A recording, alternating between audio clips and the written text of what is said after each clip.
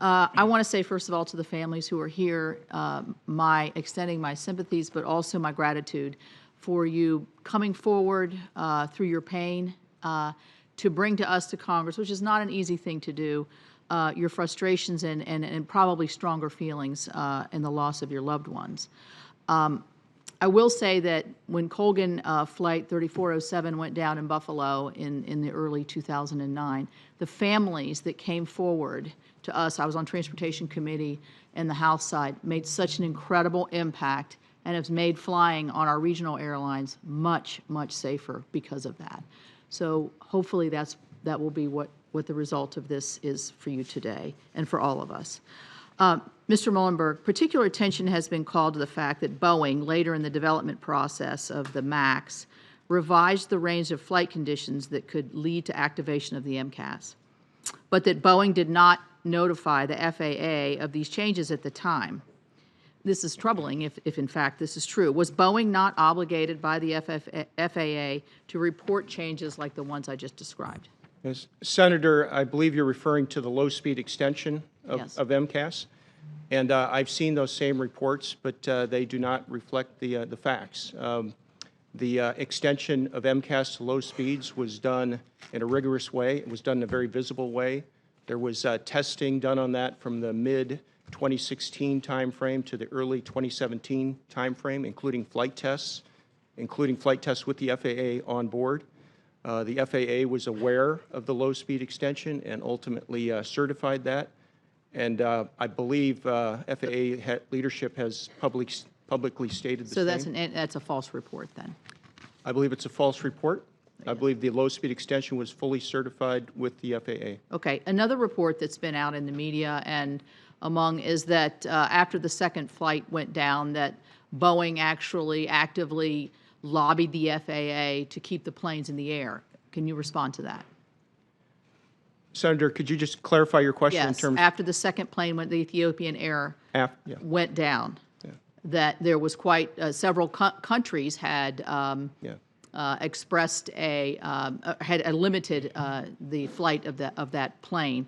We had not done that yet in the United States. There's media reports that Boeing was actively lobbying the FAA to keep the planes in the air at that time in this country. Is that true? Yeah. Senator, let me clarify what was happening in that time frame. Could you make it brief, please? Yes.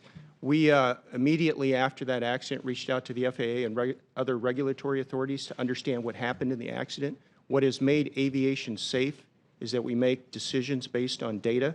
At that point, we didn't have data, and so we, with the FAA, were looking to understand what happened. There were early reports that the airplane had some kind of a low-speed, low-altitude problem that turned out to be incorrect. So we, with the FAA, were pursuing data to make a good safety-based decision. That was our position with the FAA. When data became available, satellite data that was referred to in the media, again, with the FAA, we came to a conclusion that there could be similarities between the two accidents, and that led very quickly to a decision to ground the fleet. Well, I think, you know, in retrospect, I think it was pretty obvious, and I don't want to say conclusively so, but there was a problem and a consistent problem. The other thing that's really bothered me about this whole thing, and I questioned this in the last committee hearing that we haven't, between the Lion Air crash and the Ethiopian Air crash, it defies logic to me that some of these folks who wrote emails or sent text messages did not come to you and to the expertise of the engineering of these engines and of these planes and say, this is what we were talking about. Why was there any reaction at all like that within your company after the Lion Air crash? And don't tell me because you didn't have the official report that would have maybe saved those people in that Ethiopian airplane. Senator, I think about that decision over and over every day. And if we knew everything back then that we know now, we would have made a different decision. Okay, the question then, did people come to you at the highest levels, at any level, and say, wait a minute, this is sounding familiar? Senator, yes or no? Senator, after the first accident, we convened our broad technical team across Boeing. It wasn't any single individuals or a small team. It was a broad team. We brought all those experts to bear. trying to assemble data from the accident, understanding what occurred.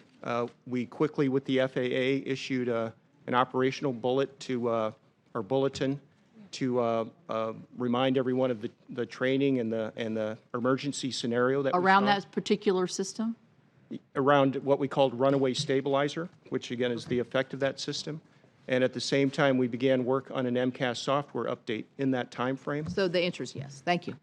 Mr. Chairman, just one point of clarification. Are you saying, Mr. Molenberg, the FAA did know about the 2.5 trim, not 0.6, but 2.5? The FAA knew about that? Yes, Senator, you're referring to the low-speed extension, which is the 2.5-degree trim. Yes. That is the low-speed extension. The FAA did know about that. Thank you. And participated.